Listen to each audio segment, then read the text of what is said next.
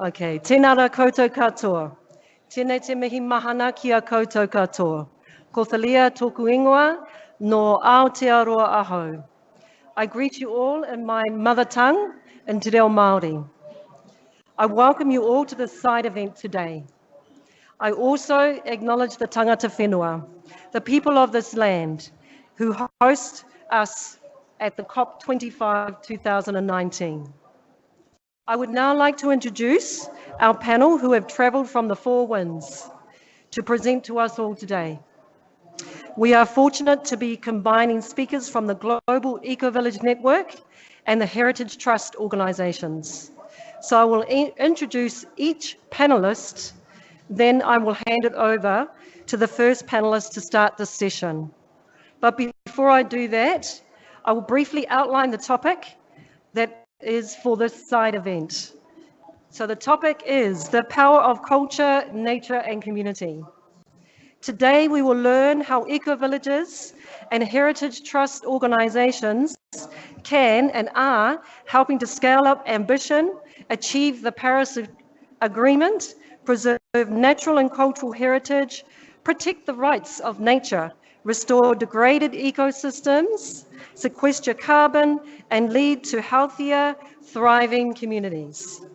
So without further ado, I'd like to introduce our first panellist, and that is Queen Quet.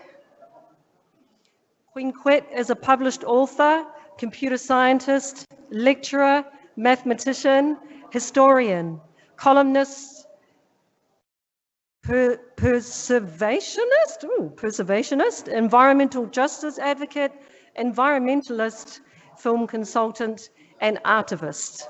She is the founder of the premier advocacy organisation for the continuation of Gula Geechee culture, the Gula Geechee Sea Island Coalition.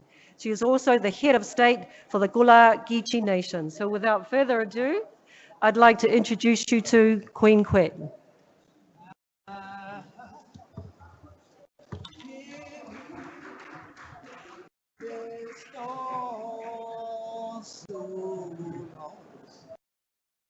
I've been in this your snow so long, crying, Lord, Lord, give me more time for prayer. I've been in this your storm so long. Oh, this your hard needed time. Oh, this your hard needed time. Crying, Lord, Lord, give we more time. I've been in this your storm so long. Right here, Panisha land. And yet the people are cracking teeth so.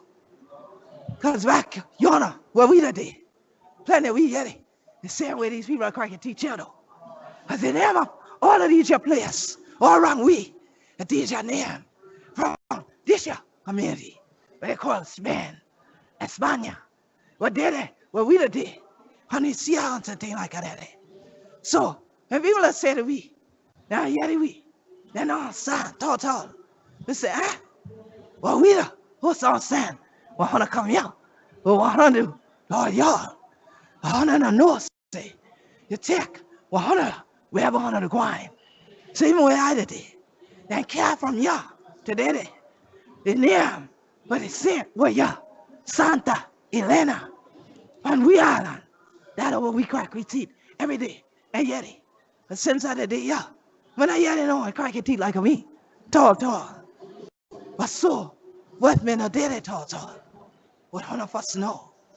But on a kia, they matter on a toto. Well, if I'm in a crack with Titas others away and say, hola, ¿cómo estás? Would that matter to you? If I said good afternoon, how are you? Would that matter to you? Well, maybe it would. Ah, muy bien. Ah, muy bien. ¿Y tú? Muy bien. Ah, sí. So see, many times when we're in different places of the world, we might not care about what's there. If we're there all the time, we get used to one thing and we feel like that one thing is the only thing. Well, that then becomes important to you because it's what you're used to. It's what's normally in that space. It's what's been normalized, but it doesn't mean that that's the original thing that was there. So now, as I said to you earlier, if I disappeared, would you care? Would it matter? If you never again, yeah, the people that crack your teeth like this year, you might not hear before now. If you never heard another person speak that way, and you probably never heard it spoken before now, would it matter? Would you care? If you didn't understand it, probably wouldn't, because you didn't know it was important. And that's one of the things that we're dealing with now. So when we talk about the power of culture and community, what about communities that are not in the places where their cultures originated? What about the languages, the songs, the rituals, the things that matter to those communities? If it's not yours, does it mean it doesn't matter?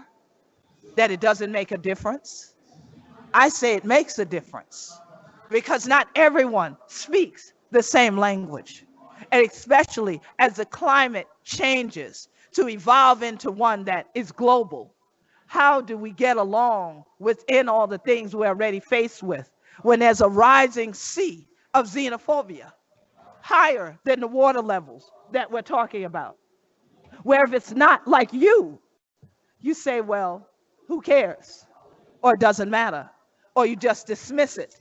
Or you look on your Google app and try to see, can it be translated so that it can matter? Well, my language isn't on your Google app. My nation isn't on a Google map. But does that mean it doesn't matter? I think not. I think that instead of just the seas rising, we have to rise together as voices that appreciate and respect all of the cultures, all of the communities around the world. Many of them indigenous to these places and these spaces that now find water rising to go over them, find that people are overbuilding and eliminating the places and the spaces that those cultures built. As I said to you in my native tongue, which is Gullah, from the Sea Islands, which sit in the Atlantic Ocean, from Jacksonville, North Carolina to Jacksonville, Florida, off Los Estados Unidos, off of the United States, that there we are never short on the culture of Spain, because in fact, the very island that I'm a native of is named Santa Elena. It was named for the patron saint of the Allion, who came to that place traveling and arrived on the day of his saint and said, it's so beautiful, I want to name it for her. So unto this moment, our place is called Saint Helena, or Saint Helena is how we pronounce it. And here it is that every day we say something that associates us with this place.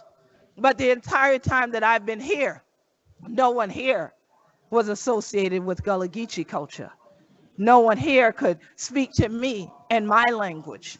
No one here even thought to think I had another language other than this one that I'm speaking in now, which is my second language. My family, we throw down like this and thing like that. But why is it that many Gullah Geechees no longer speak Gullah? It is because people came into our communities, and to them, our language meant nothing. Our culture meant nothing. But our cultural landscape meant everything, because the United States wouldn't exist had we not been enslaved to build it. Had we not been the black gold that they sold alongside of the Carolina gold rice that they sold, alongside of the indigo that they sold, alongside of the Sea Island cotton, yes, the cotton has the name of the islands. And now what do they say? The Gullah Geechee Nation is a cultural landscape. It needs to be preserved. But where we are, preserving means putting something in a jar and putting that jar on the shelf with a very tight lid on it.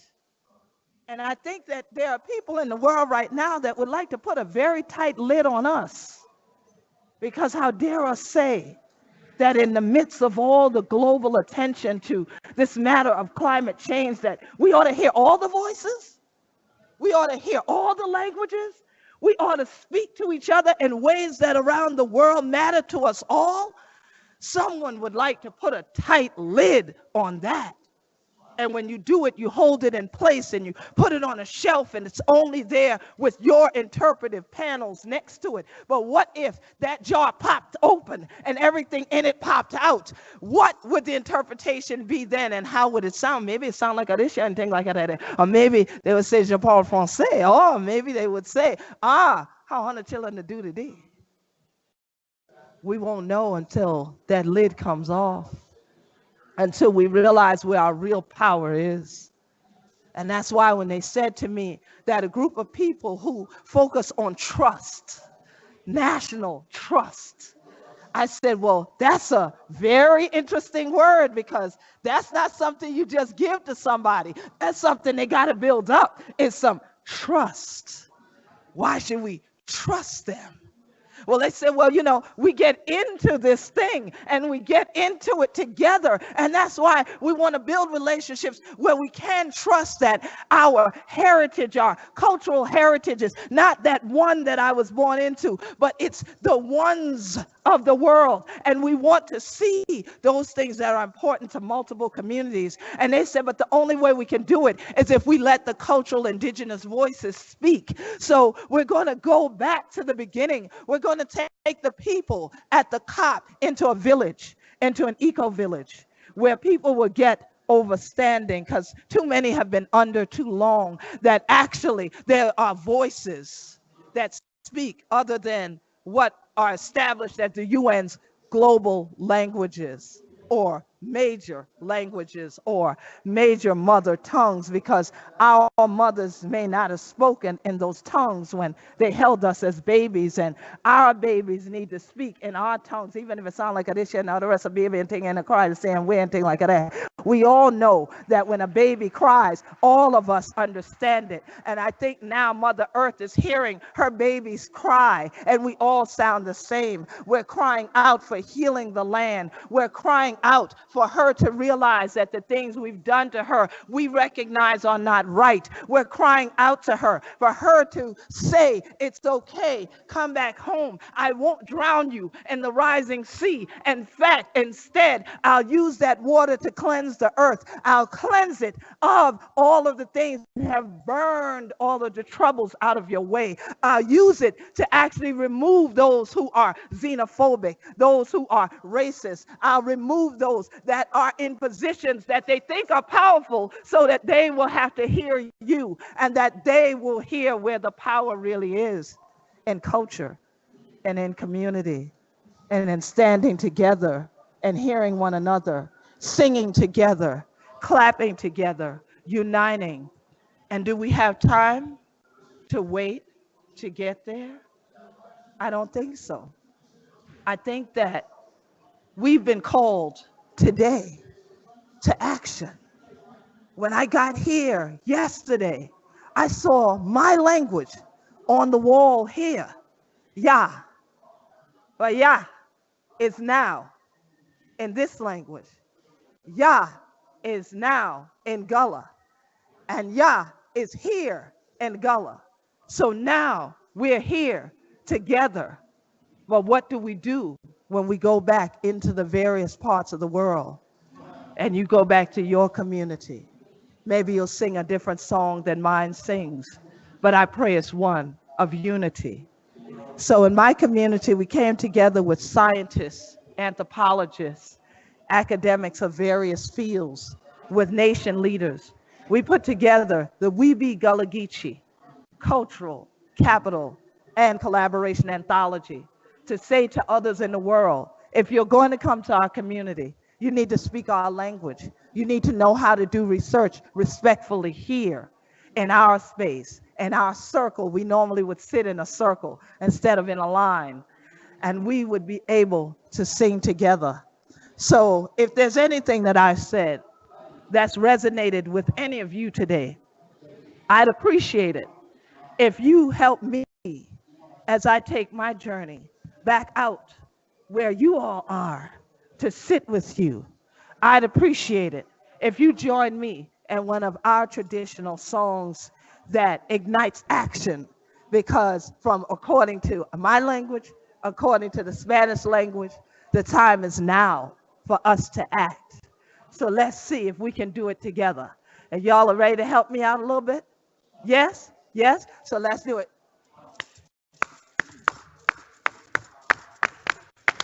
There you go. Wonderful. Oh, oh, oh, freedom. Oh, freedom.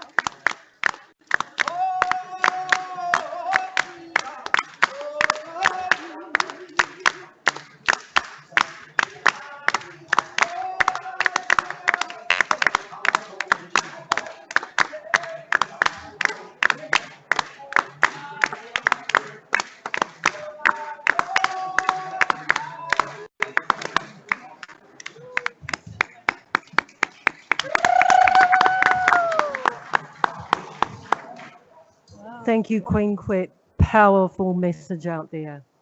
Thank you. Can everybody hear me? Okay, so our next speaker is Andrew Potts. Andrew is the coordinator of the International Council of Monuments and Sites Climate Change and Heritage Working Group in 2007, and the cultural heritage community to help meet the challenge of climate change, one of the organization's stated goals. So everybody, can you put your hands together for Andrew Potts?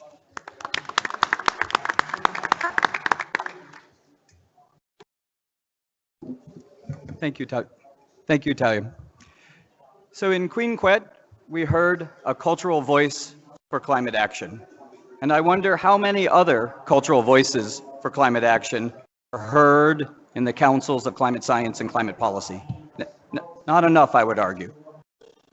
One piece of that equation is getting access to the chambers of climate policy, to the chambers of climate action. But another piece of the equation is helping cultural actors find their own voice, lift up their own voice, make their own cultural message for climate change. And that's what I want to talk about today. As Talia said, my name is Andrew Potts. I work for the International Council on Monuments and Sites. It's an international federation of cultural heritage professionals. And I'm here today on behalf of INTO, another international NGO, the International National Trust Organization. National Trust Movement is a movement of NGOs around the world that care for special places.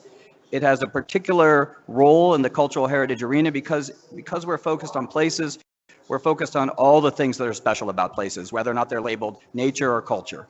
What we focus on is what people love about the places that are special to them. That's what the National Trust Movement is about. And so we feel like we're at a particularly good spot to aid in climate action from a cultural perspective.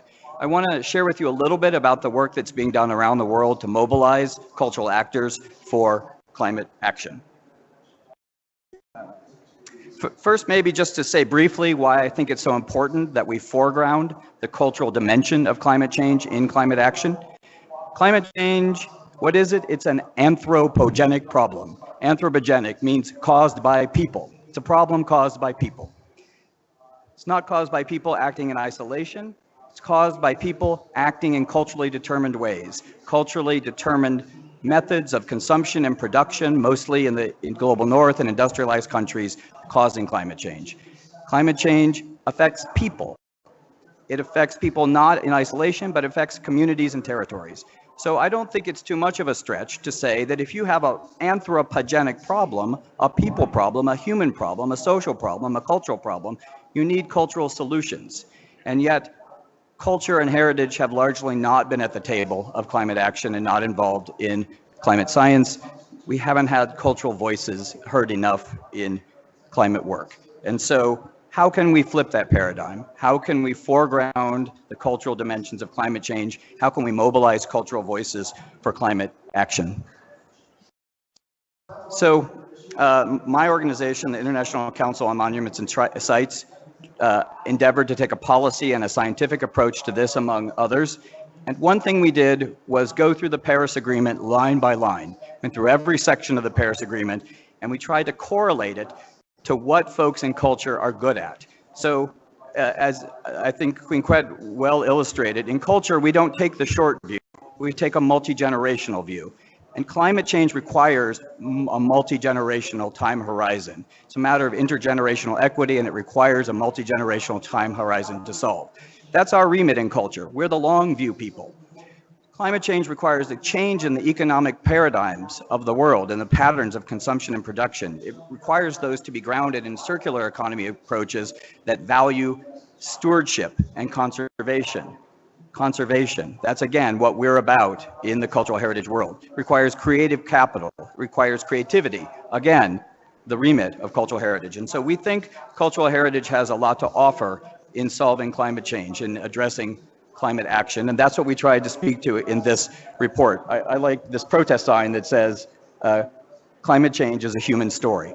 And so we try to tell the story of what culture and heritage experts, professionals, advocates can contribute to greenhouse gas mitigation, to climate adaptation, to climate technology, including what the UNFCCC calls endogenous capacities. That's a quote from the Paris Agreement. What does endogenous capacities mean? I'm quoting the Paris Agreement here. It's the thing local people are good at. How are the things that local people are already good at a climate technology? We tried to go through all that, and we issued this report. You can find it online at ecomos.org, scoping out how we could contribute, if we found our voice, to climate action. So we have found that cultural actors, be they from a variety of different arenas, have not been engaged enough in climate action. They're not contributing their voices the way Queen Quet is. Our members tend to be climate cultural heritage professionals. So I'm talking about archaeologists, historians, sociologists, architects, engineers, conservators, curators. They have so much to offer. That's what our Futures of Our Past report I mentioned to you illustrates, and very few of them are engaged in climate action. And so we wanted to flip that paradigm. We launched a few weeks ago a network that has that as its aim. It's called the Climate Heritage Network. You can learn more about it at www.climateheritage.org. It's a network now of about 100 institutions and other networks made up of culture actors, heritage actors, people from the arts who want to raise their ambition to act on climate change, that want to show how arts, culture, and heritage can be vectors for climate action, and how arts, culture, and heritage can help communities achieve the ambitions of the Paris Agreement. There you go. We had a side event yesterday in the UK pavilion where we launched our first action plan. Ambitiously, we call it the Madrid to Glasgow Arts, Culture, and Heritage Climate Action Plan. And what we did was go talk with our members, the members of the network. These are arts, culture, and heritage organizations from around the world, and ask them, what do you think are the roadblocks? Why aren't more cultural actors contributing their voices to climate action? And then we tried to think of ways systemically at scale to bust through those roadblocks. What are contributions that we can make to fill gaps that will better empower arts, culture, and heritage actors to engage in climate change work? And that's what the action plan consists of. It has 8 priority activities. I won't go through all 8, but I'm going to mention 1 or 2 just to kind of illustrate what we're getting up to. One of the top strategies is not one of the cards I picked, but one of the top strategies is to amplify Indigenous voices. Why? Well, I said that arts, culture, and heritage hasn't been raising its voice at climate meetings, but that's not quite true. Indigenous people have been. Indigenous people have consistently sounded the alarm of cultural survival. And so across the culture spectrum, whether it's the National Trust of the United States or an Indigenous community, we feel like amplifying Indigenous voices is foregrounding the cultural dimension of climate change. So that's one of our priorities. Other priorities have to do with things like making the case for the conserving the avoided carbon that comes along from reusing old buildings and not building new ones, promoting the role of traditional knowledge in climate action and Indigenous ways of knowing. So these are the kind of things we're going to be working on in the Climate Heritage Network.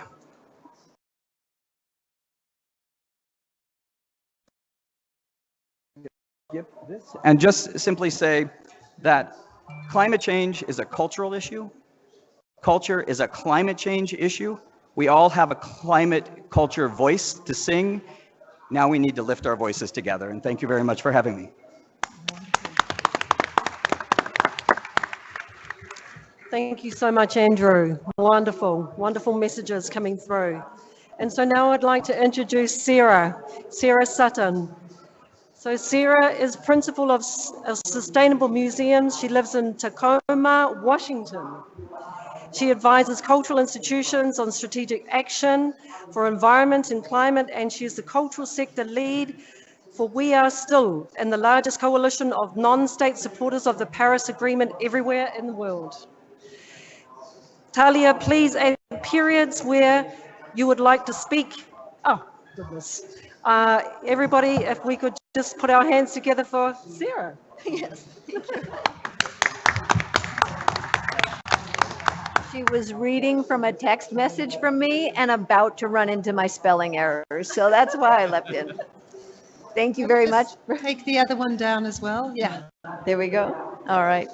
Thank you very much for the invitation to speak and to the Conference of the Parties to have us giving this presentation. So my name is Sarah Sutton. I'm an independent professional. So I have a consultancy of one woman who consults with zoos, museums, gardens, and historic sites all around the world on strategy for environment and climate action. And I know that I'm third in this conversation following Andrew because of his statement about helping cultural actors find their voices. Because I've had to find my own in this climate message. So I want to tell you a story. In 2016, I had an extraordinary opportunity to change my life in any way that I wished to. My children were grown, I was selling a home, and my company was in my computer. And with the internet, I could be anywhere. And I could go anywhere I want. And that's an extraordinary opportunity and a responsibility. And I had to think of a way in which to take advantage of this opportunity, not squander it, and to align my values with the way that I lived. And so I moved from the East Coast of the United States to the island of Oahu. And I lived there for 2.5 years. Not because it's one of the loveliest places in the world, and it's warm, and I was in desperate need of warmth and sunshine, literally and figuratively in my life, but because there I could combine all of what I felt was important about nature and culture together. I could hike up to a heiau in the morning, a sacred place in the Hawaiian community, and I could get down to the water and swim with the sea turtles in the afternoon.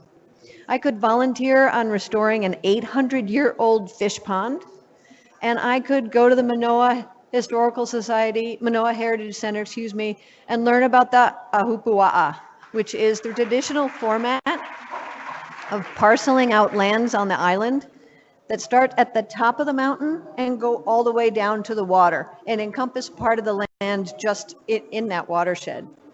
It's a fully sustainable traditional approach to life. It doesn't exist anymore, but they're working on recreating it. And it's something that spoke to me and was really important. So I was doing my work, learning how to paddle an outrigger canoe, learning how to snorkel and skydive and scuba dive, and I was learning Hawaiian language. I even learned a little hula. And then on the 1st of June in 2017, a moment changed my life. Many of us in the United States know where we were at the moment we heard that the United States government intended to step out of the Paris Agreement. And I was stunned and shocked, and I thought, how can I live in a place that doesn't align with my values? For goodness sake, that's why I've moved here to do that. And then I realized that those of us who care about this work would still do this work.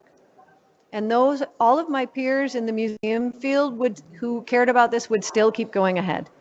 And so I asked a number of them if they agreed with me and would support something I just named #MuseumsForParis. And I had 10 members joining me instantly.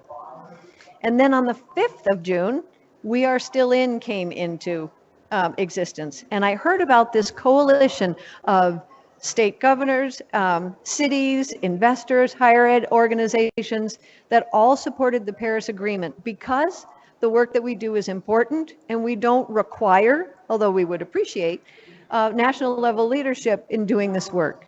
The work can't be done alone. It has to be done with all of us. And all of the rest of us stepped up to do this work. But there wasn't a cultural institution sector. So I started knocking on the door and attending the webinars and asking if we could participate as well. And in 2018, the Cultural Museums for Paris was adopted as the cultural sector for We Are Still In. And we now have 67 official signatories to the version of the Paris Agreement. I know of 5 others that are working with their leadership and their organization to adopt the commitments. And the reason we are joining this coalition is because we know that this is important, but we also know that we can't do it alone. Nature and culture are systems. They require systems thinking to address them. And you can't influence a system with just one factor if you want to get a significant, well-balanced result from that. You'd off-balance it with just one voice. More voices keep the system in balance and being productive. So being part of that cross-sector partnership is really important to how I feel we should go about this. And the cultural heritage sector adds something to that might be missing otherwise. When folks look at this issue, they too often, in the United States at least, consider that this is a science-based issue and that it's important for science institutions and for scientists to do this work. But it's not only for scientists. My approach to this is that the Anthropocene is not just for scientists. It's for the artists, it's for the humanists, it's for every single one of us. And that's what we try and integrate by having a broad organization of cultural institutions participate.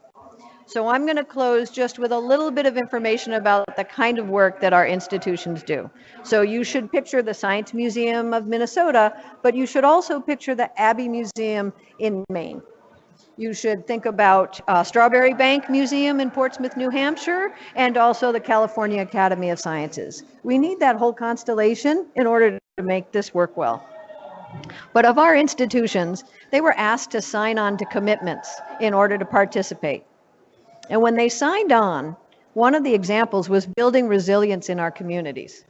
When they signed on and they looked at that list, 76% of the signatories were already thinking about and doing this work. And then 24% said they were willing to add that to the work that they would do. So already by having them sign on, they expanded their participation and their ambition. 83% were working on community education and 17% said, okay, this is a conversation we need to have. And then all together, all of the new and old commitments, 70% are committed to energy efficiency and climate action, which is Global Goal 13. Without Global Goal 13, we cannot where we need to go. So I hope that you'll take from this that climate and culture are indivisible, that the cultural institutions are supporting the work of the Paris Agreement, and the United States is still in. Thank you.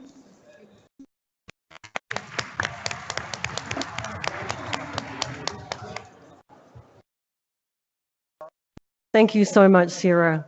What a wonderful coalition and examples of mobilizing cultural heritage for climate change. I'd now like to introduce our next speaker. Her name is Jennifer. She's actually our president of the Global Ecovillage Network. She's also part of the La Casa Latina region for the Global Ecovillage Network. So I'd like to ask that she comes up and speaks with us now. Thank you. Buenas tardes. We are in Spain. Buenas tardes. ¿Cómo están? Muy bien. Okay, it's a pleasure to meet you all. And I hope that we have some time at the end of this to talk more. So, how many of you actually have kids or a nephew, a niece that you love so much? Please raise your hands. Okay, and how many here present are thinking of having kids, even though you don't have it? Okay, and we are having this panel. The invitation is to navigate on the world of the eco-villages.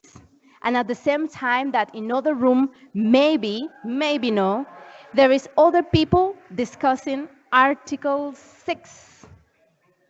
How on earth are we discussing Article 6? That's a good question. So the invitation is to, how many of you have heard of eco-villages? Who's been to an eco-village? Okay, so, yeah. And who lives in an eco-village right now? Okay, so help me with this. What we are doing in eco-villages and in sustainable settlements around the world is this. We right now are living regenerative styles of life. We are right now being those resilient communities. And we are these people from the cities or from the rural areas deciding to design our communities, the way in which we live. And it's a huge job, but we are doing it. So I come from Casa Latina, the Council of Sustainable Settlements of Latin America. Boo, no, it's not a boo. And we have different types of sustainable settlements, among them eco-villages, but I just really quickly want to share with you what eco-villages are managing to do for us in cases of emergency. This is Sandra Peña, the governor of the Musurunacuna indigenous Cabildo. This Musurunacuna people has been displaced 3 times. 2 for war, an internal conflict in Colombia, where we just signed the peace agreement. And the 3rd time, because of a landslide. The land that they were given new to restart their community wasn't the most secure land, and then one night, the whole community disappeared, 99 people survived. So Anaconda del Sur community, eco-village there, made a call, and we were all together around 6 organizations, which now are working in the participatory design of the Musurunacuna community. And that's what Anaconda del Sur Eco-Village is managing to do, really on the ground with the Musurunacuna community. And I can talk for that because I personally joined this group. Venezuela, the team of La Zulita has created a learning center. They are working on eco-social regeneration. They are solving the basic issue of food. How do we eat in the context of violence, of complete lack of security in which the country is right now? This is the only eco-village who remains. This is the only team of the whole eco-villages in Venezuela who is still there. Emergencies, Reconstruyendo Mexico, which sounds a little bit more, no, it's not a boo, it's good. So this team, after the earthquake of 2017, put together a movement and joined with other networks. And they were key on taking the most of moments of crisis.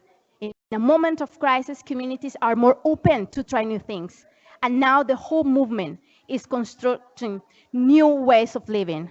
The whole rebuilding, Reconstruyendo Mexico, it's managing to put vernacular construction in the different communities that were destroyed. And then we have Emergency Rio 12. Do you remember, did you hear the news of a river that got killed because the debris of a mining dump just went out, still dead. And now, still in Brazil, oil along all the coast. This team managed to put together a full program, not only to recover the life of the people affected along the river, miles and miles of water, but also starting to teach children and local communities how can they claim for their rights. What are the legal aspects that we need to take into account to defend our territories? Because this could be avoided. It was just that fixing the dam was too costly. And then we have Emergencies Rambuche in Ecuador. And we are very proud to show this up because this was our first emergency program after the earthquake in Ecuador. And then the reconstruction of the territory with the community happens, but then other communities in vulnerable situations start to come to this community, and they are hotspot of learning of eco-social reconstruction right now. So this is what we do in Casa Latina and in GEN. Urban and rural eco-villages are putting together teams from education, youth, organization, and nomads to do what we do, live in a sustainable way.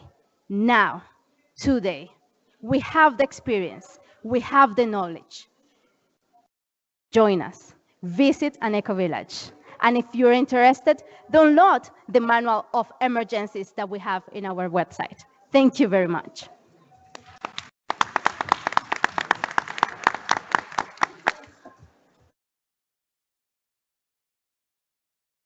Tēnei te mihi mahana ki a koe.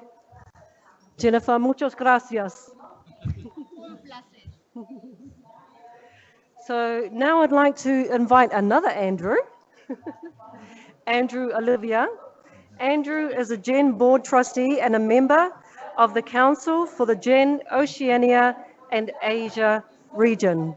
So I'd like you to put your hands together for my colleague and friend from the region of Oceania and Asia. Welcome up, Andrew. I'll get in the picture. Hi. I'm just trying to get a... there we go. Okay, can everyone hear me clearly? Because I've been really battling to hear people. Have you got a good reception?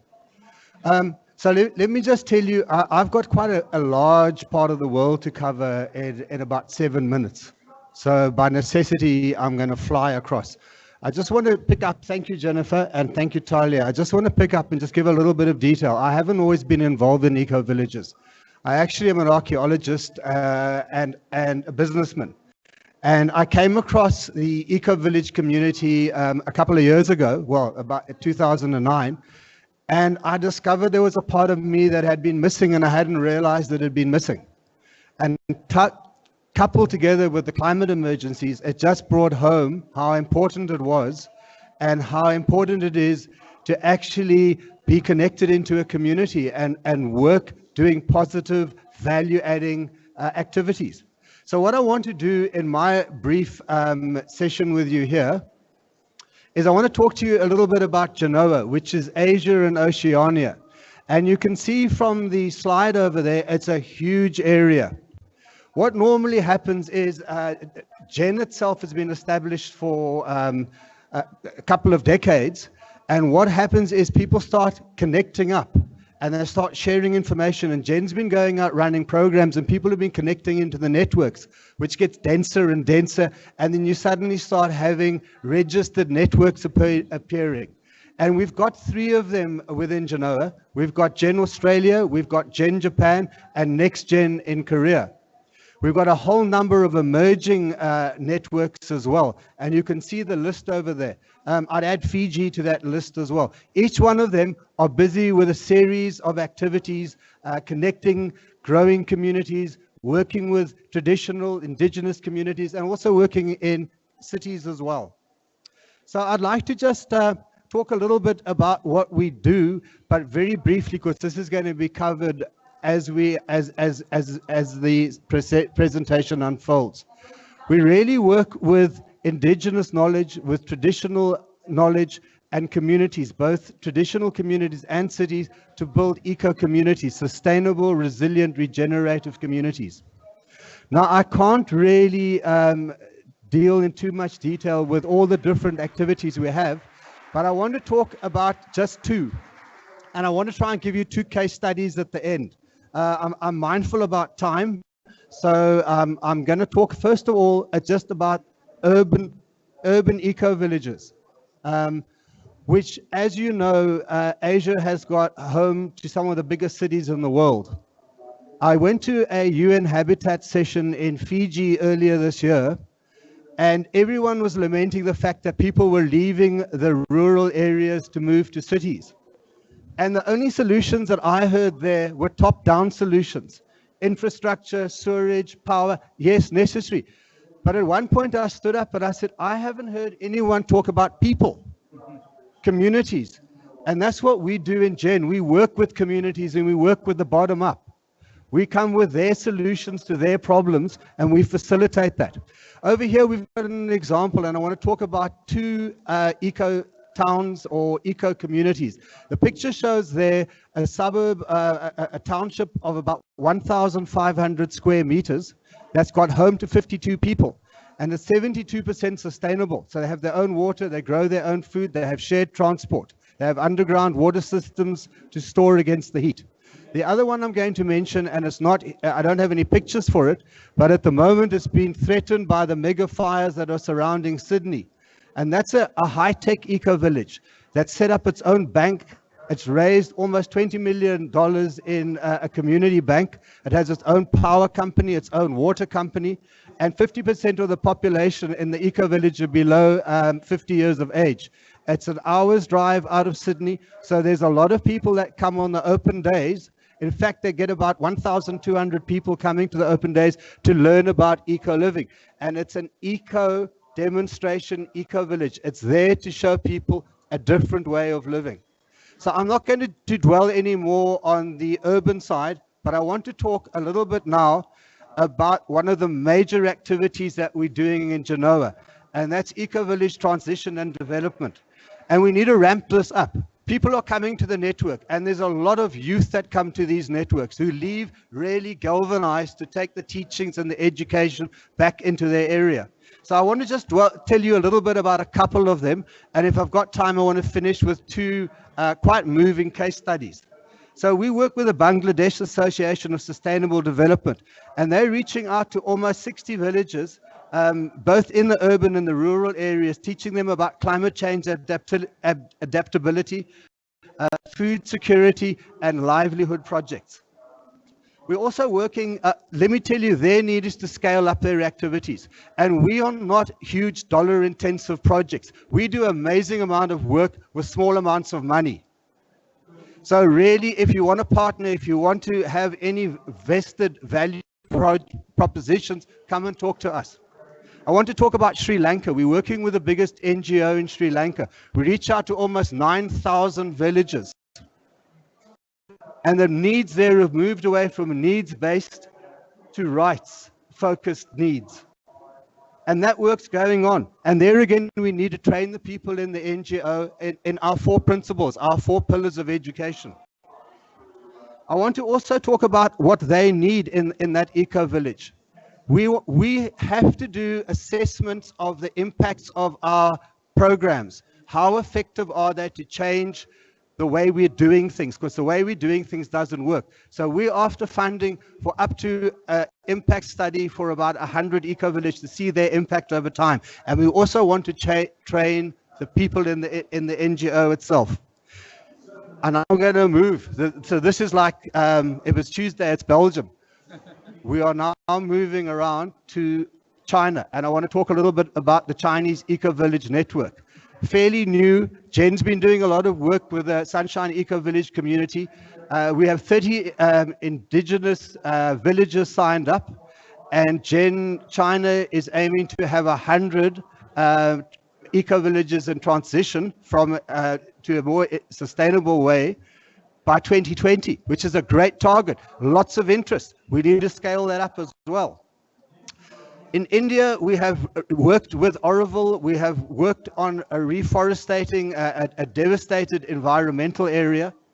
And we are also looking in Thailand and Cambodia with projects there.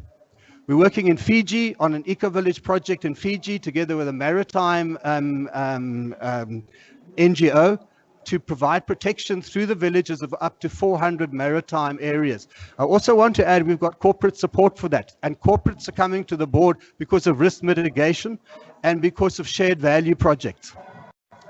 And I think I'm probably coming to the end of my time, and I'm really sorry because I had two really great stories to tell you. But if you can come and chat to me later on or at the press conference, I'll talk about them. So I'm going to say thank you very much for listening to me. That was a real whirlwind tour of a huge part of the world. Thank you. Kia ora, Andrew. Thank you. Okay, so we're rushing along here, and the next person that we have that will be speaking is Kenza Isnazni, our Gen Advocacy Coordinator. And she's also a representative from Gen Africa. So Kenza is the co-founder of the Marrakesh Organics.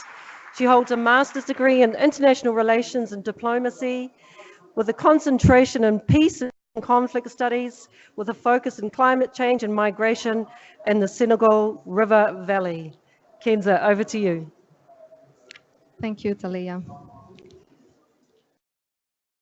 Can you hear me? Yeah.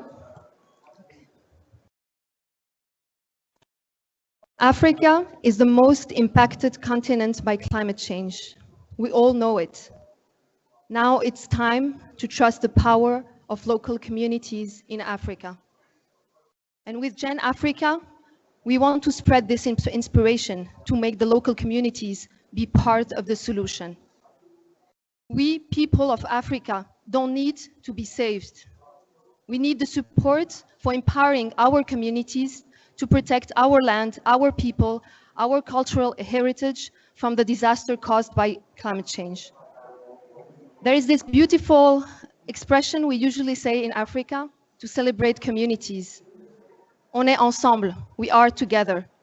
And that's how I can describe what an eco-village means to me. Today, I'm very happy and extremely honored to present the amazing work Gen Africa has been done through the Ecovillage Development Program and the Greening Schools Program.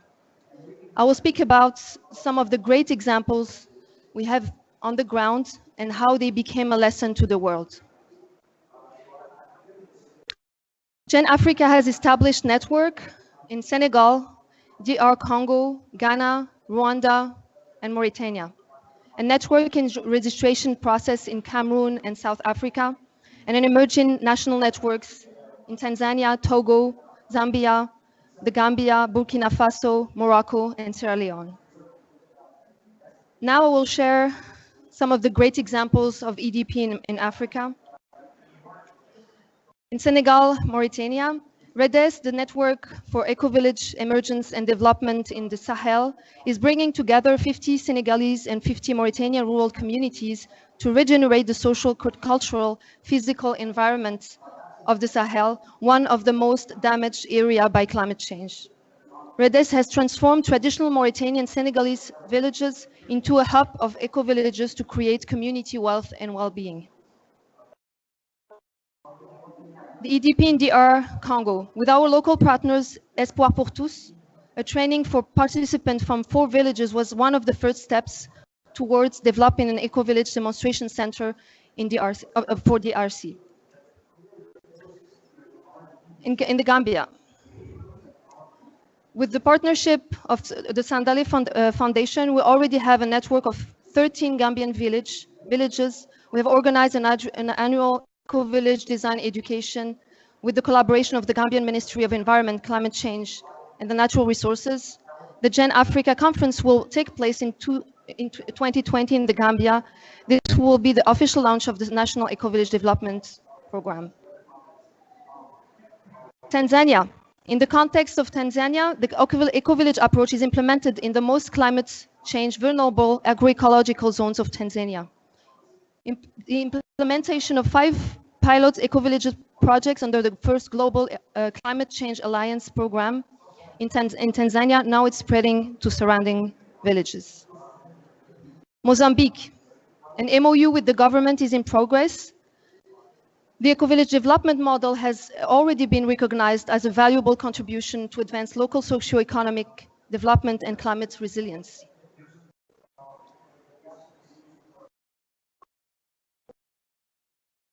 Namibia. Women's Solidarity Namibia raises awareness and takes action on violence against women. They connected with Jen in 2012, realizing that ecovillage creation was a practical approach to creating better living conditions for women and families. A pilot village will start in Ayo Dago Ecovillage, and the work includes activities such as community gardens, permaculture, women's economic independence, among others. And now it's spreading further to further communities. We have been initiating an EDP in Morocco. We started a partnership with Marrakesh Organics, a structure that we co-funded, me and my lovely husband, Omar Haji. Marrakesh Organics is an ecological training center in the Ourika Valley, an area that is experiencing repeated droughts and floods this year. We have had meetings with the ministries and the Moroccan Agency for Tourism Development. An MOU was signed during the COP22 in Marrakesh, and a pilot project will take place in Tizinou and Brashoua village, eco-village. Sierra Leone, an MOU was signed with the Environment Protection Agency. We are working to see how an EDP could support their ecotourism strategies. We visited 2 pilot communities, the Mano Dase village and Mamoy village. Green in schools serve as an excellent examples of addressing environmental degradation and malnutrition together. We believe that children and youth are the agents of change and real transformation by establishing green schools as hub for inspiration for the whole community transformation. The Green Schools initiatives include the schools of college and colleges permaculture rescope programs, which are promoting the whole school approach and food forests in Kenya, Malawi, Uganda, Zambia, and Zimbabwe, with more countries poised to join. The scope programs brings together the learners, teachers, and community stakeholders, such as farmers and traditional learners.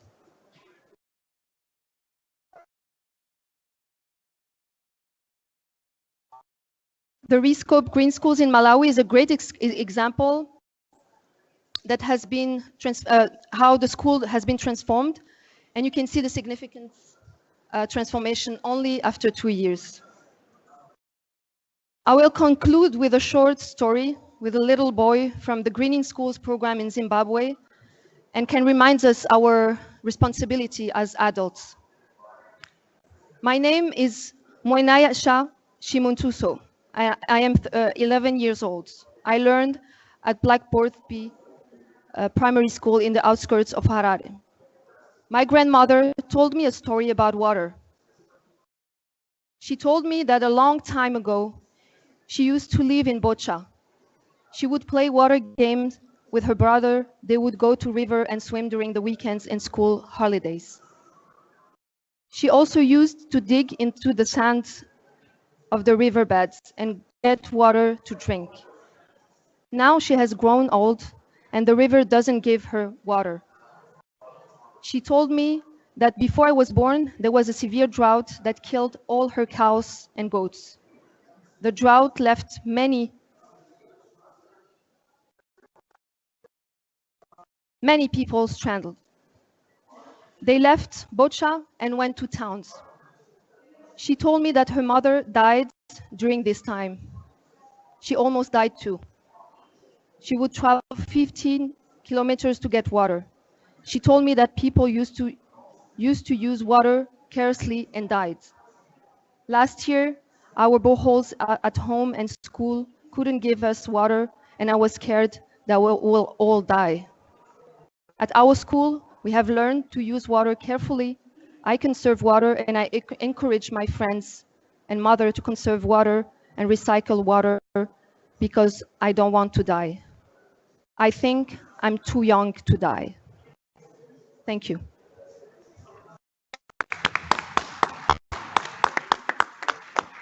Beautiful, Kenza. Thank you. Ngā mihi ki a koe. Okay, so for our last speaker, the beautiful Kosha Anja Joubert, our Executive Director, Gen staff, and our Global Ecovillage Network consultant.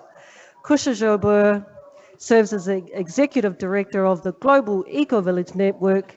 She has many years of experience as an international facilitator, trainer, consultant, and has worked extensively in the fields of community empowerment, intercultural collaboration, and sustainable development. Everybody, this is Kosha.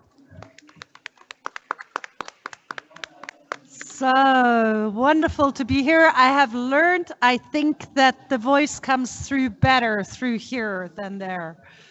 And I really want to thank everybody who spoke before me, just for the work that they're doing in the world.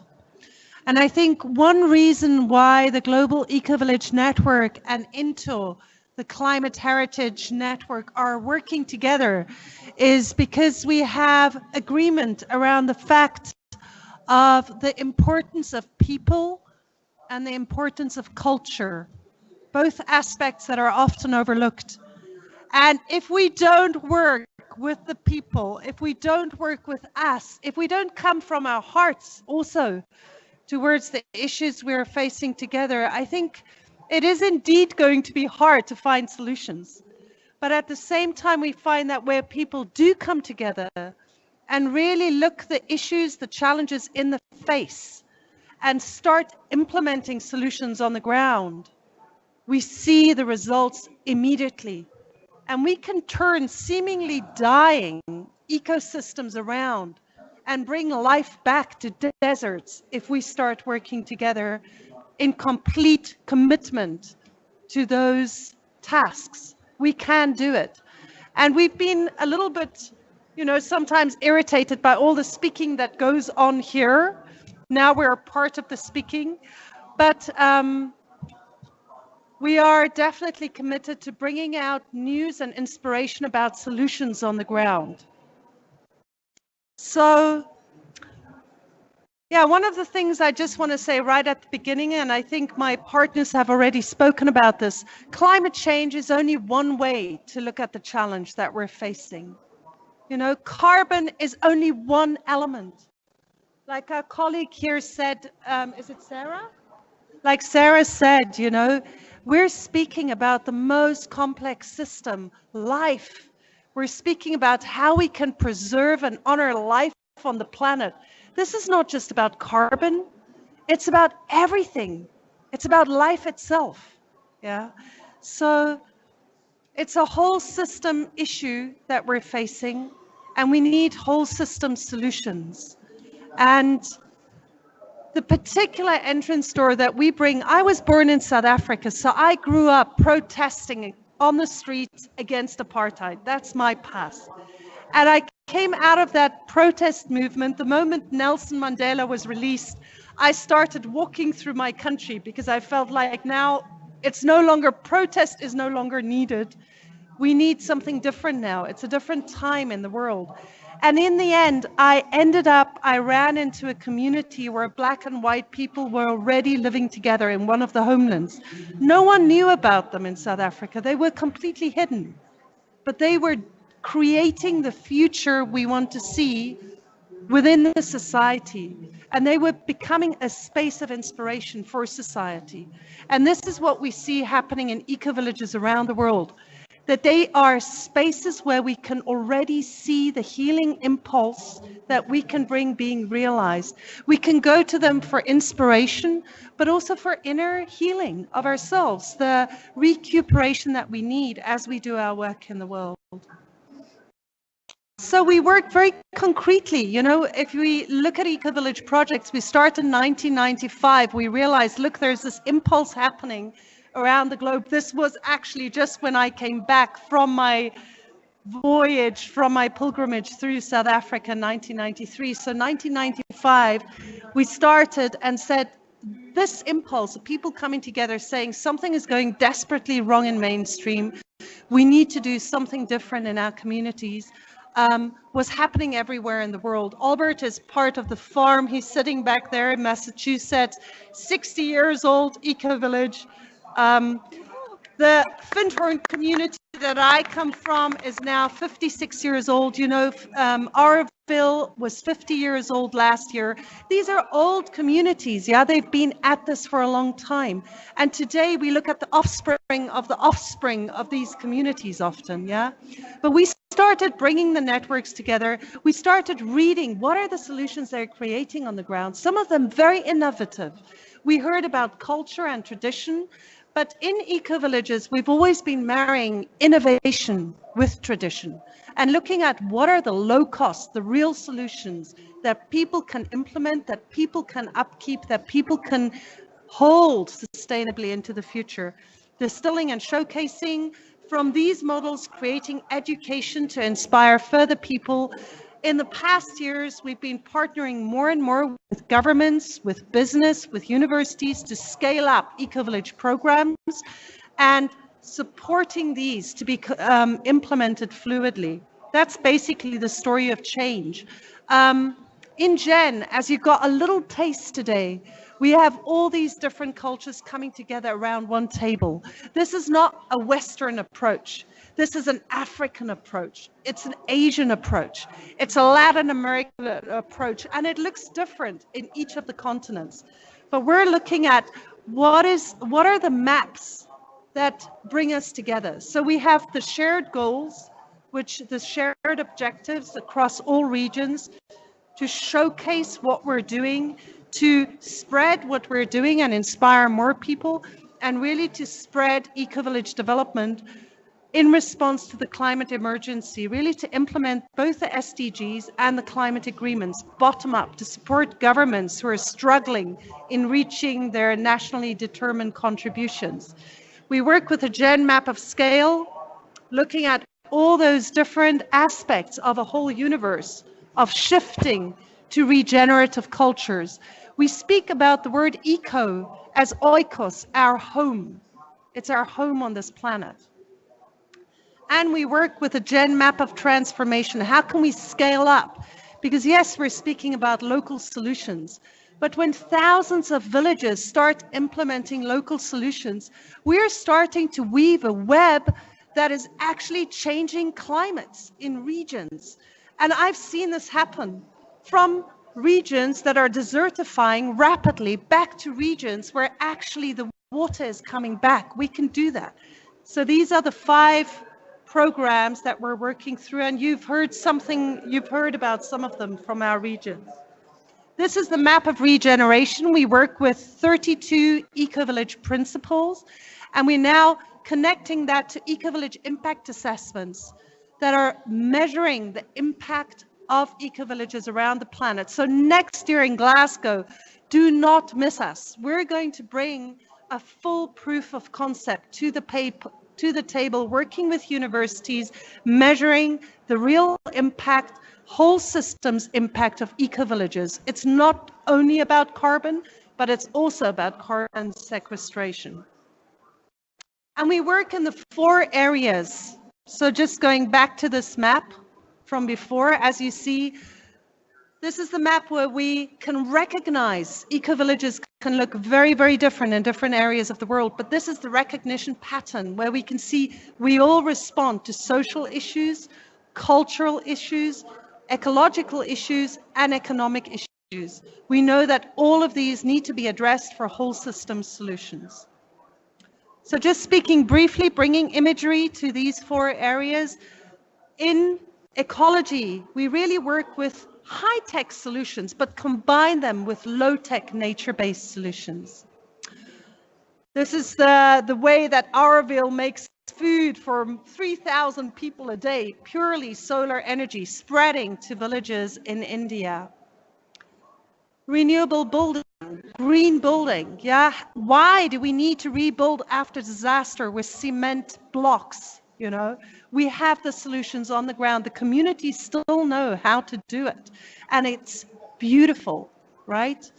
But social solutions, finding ways for generations to live together again, solving the issue of loneliness, one of the biggest problems of our time, depression, is becoming the biggest disease in the world.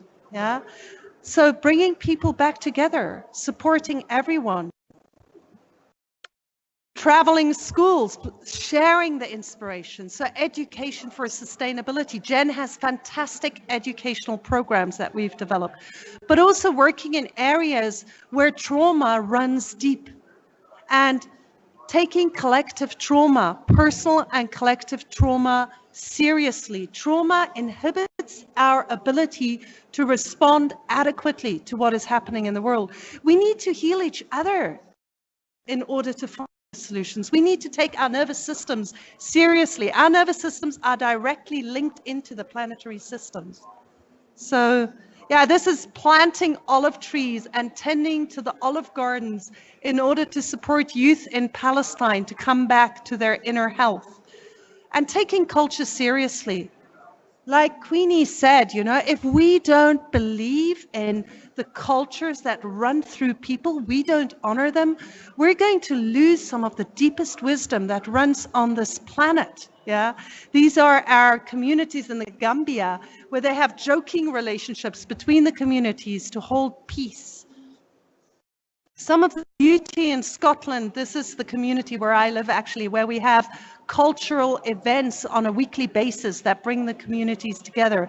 A community from Morocco, all this beauty is being lost so rapidly currently. We see it in China, where those same terraces that people have built the world over, when the villages are emptying out, the terraces fail, and we start having landslides with water floods in the cities down in the valley.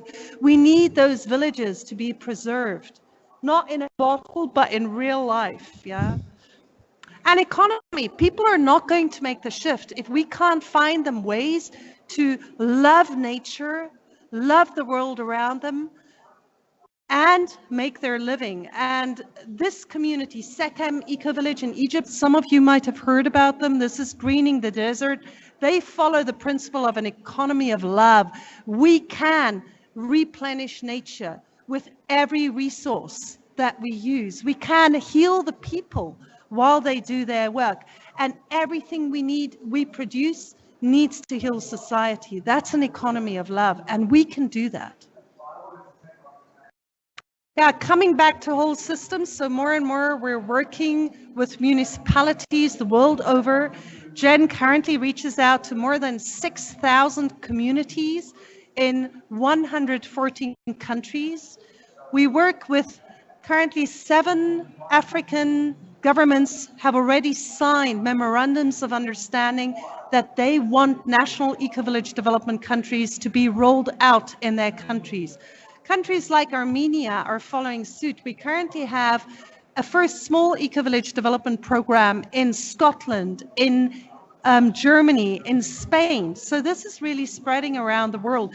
And just these are the first numbers from our pilot eco-village impact assessment, which we ran in 2017. 97% of eco-villages restore degraded ecosystems. 90% sequester carbon.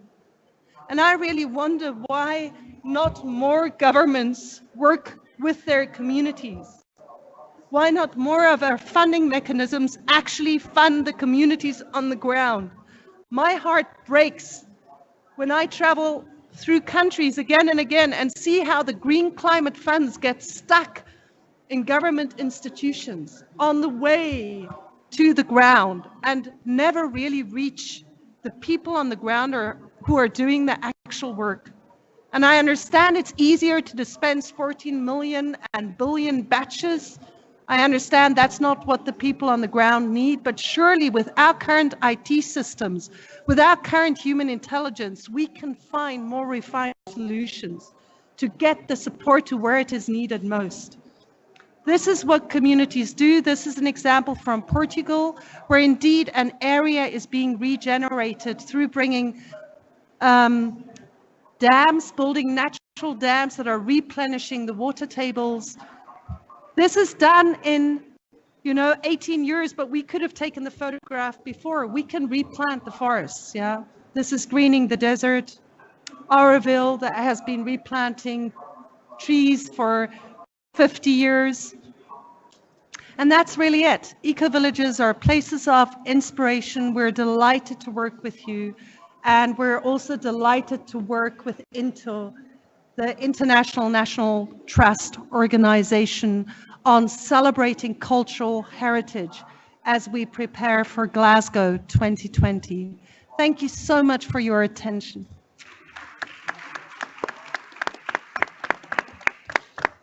Ka nui te mihi mahana ki a koe. Thank you. So now we're calling for questions. Before you raise your hand, can we keep the introductions to a minimum? And let's focus on the questions that will come across the floor. We are mindful we have about 15 minutes left. So please, if you have a question, please raise your hand. Do we have the portable microphones? Do we have any portable microphones available? Because if not, we cannot hear you. No, but you can just come to the front. We have microphones here. So yeah, so please come to the front, come up to the podium here, and feel free to ask your question. And just to announce that Queenie would like to end with a song. So we have only, at the most, 10 minutes for questions. So please keep it short. Okay, I'll make this as brief as possible. So this is my first COP24, and on Wednesday I sat in the local communities and indigenous people platform. Now, I am not a professional politician, and I'm very uneducated about the specifics of this forum, but what I saw made me angry, because I saw governors sitting around a table and making decisions on behalf of indigenous people. And I saw indigenous people sitting within the room as observers, unable to participate in a discourse and unable to voice their opinions. And my questions to you is, how can we get over this obstacle? How can we empower indigenous people to have a voice within their communities, within governments, but also within UN events?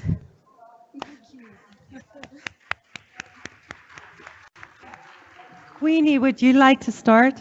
I thought you would ask me that one. Once again, it's all about the community members themselves. There is a documentary about my community called The Will to Survive, the story of the Gullah Geechee Nation. It is always about political will, is what I was taught by Dr. Yusuf N. Clyde, the late Dr. Yusuf N. Clyde, God bless the dead. He was the first person to have me come to the United Nations and speak on behalf of my people in 1999, and I've been doing it every year. So it is about the will of the people. And if the people so will it, you will remove the people from government that aren't allowing you to come to the table, so that they know that whoever you elect in the future will be required to not only open the door for themselves to go through, but also bring the indigenous community with them. And in fact, defer to them when these are the issues that are at the table and on the table. As we always say, if you're not at the table, you'll be on the menu. And we don't want to be on the menu anymore as indigenous people. So speak up and never stop.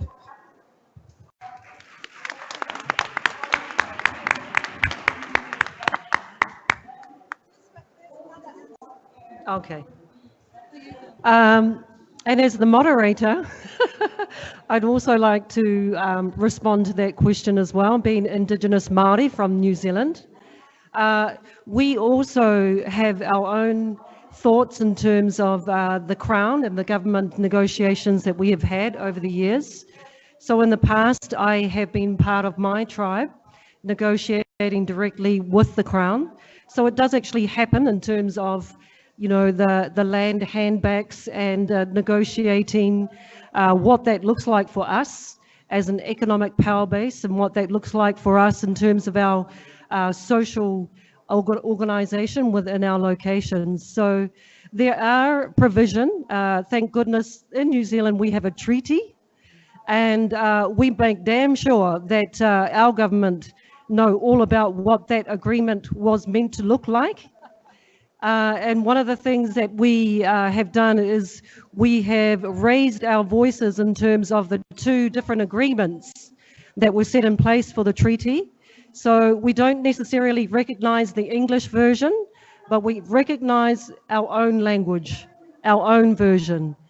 And so what that looks like for us on the ground is that we don't necessarily see the Crown as part of our determination, our self-determination, and actually our self-directed tino rangatiratanga or autonomy.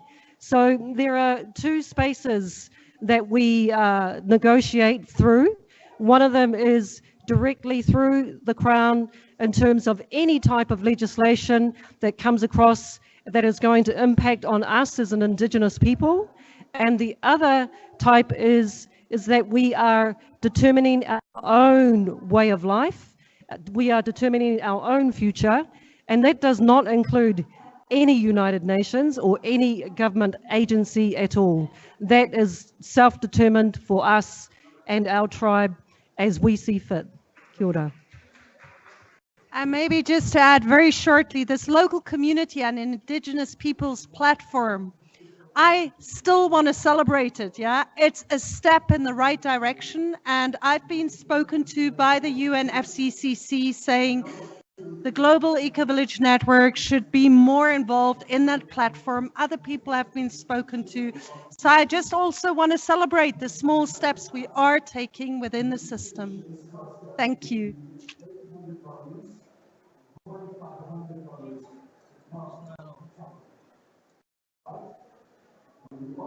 I think you need to speak His up. mic's not on. The floor mic's not on.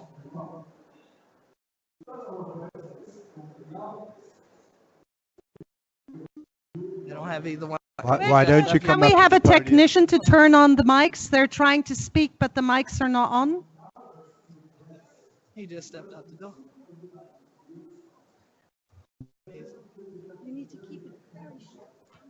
Well, my name is Zakir Hussain. I'm an organic farmer from Bangladesh. And I came here on my own community fund. They save through the year from their food budget and send me here to bring back something. Not money, but a good policy. But every time I fail, but I bring some friends from here. And Ecovillage Network is one of our good friends. I go directly not to the question, but to the answer of the touchy question from Kosha. Why Eco-Village Initiative or Ecological Agriculture Lifestyle Initiative is not getting the ground on climate emergency table? The only answer is climate discussion is grabbed by the companies, and climate conference, climate negotiations is good business opportunities for the companies, not for the local communities, not for the indigenous people, not for the pure human beings. Thank you.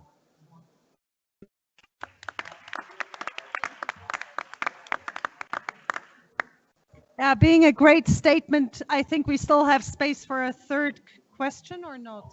Maybe One more. Now he got it.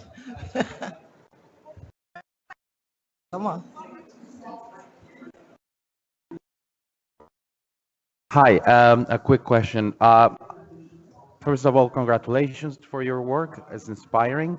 I was wondering how, in your eco-villages, how is energy deployed? Is it renewable? Is it, I understand, is it off-grid, connected to the grid? And how the indigenous people culturally relate to the energy? Yeah. Wonderful. Thank you. I can respond just in 1-2 sentences. saying that this is different in every eco-village around the world. So depending on where we are, we have completely different contexts and needs.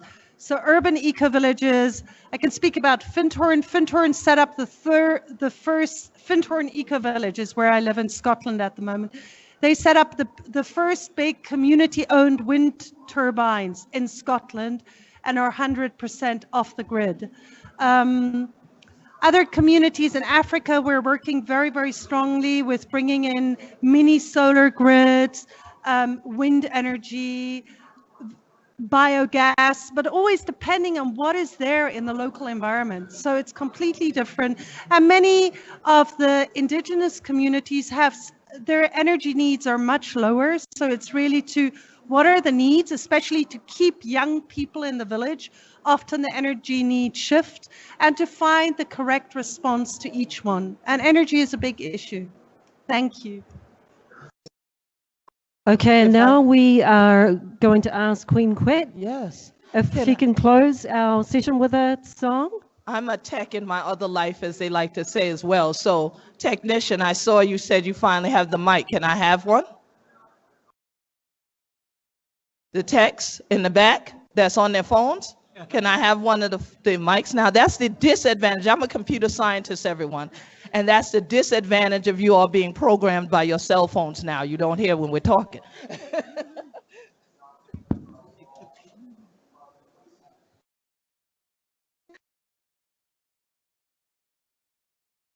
Now, you all have to work. Since they're working me again, I'm working you again, okay? So I'm going to teach you all a song because I think this is vital to all of us from everything you've heard us say today.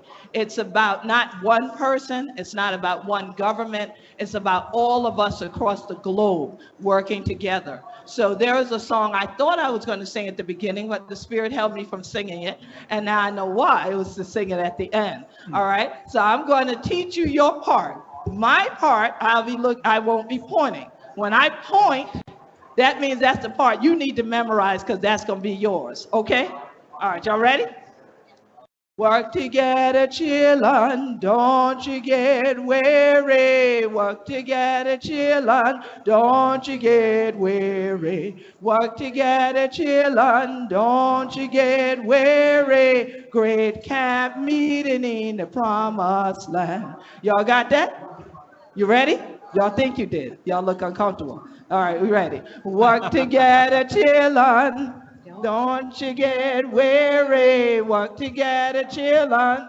Don't you get weary. And work together, children. Don't you get weary. Great camp meeting in the promised land. We're going to work and never get tired. Work and never get tired. Work and never get tired. Great camp meeting in the promised land. So work together, children. Never get weary. Work together, children. Never get weary. Work together, children.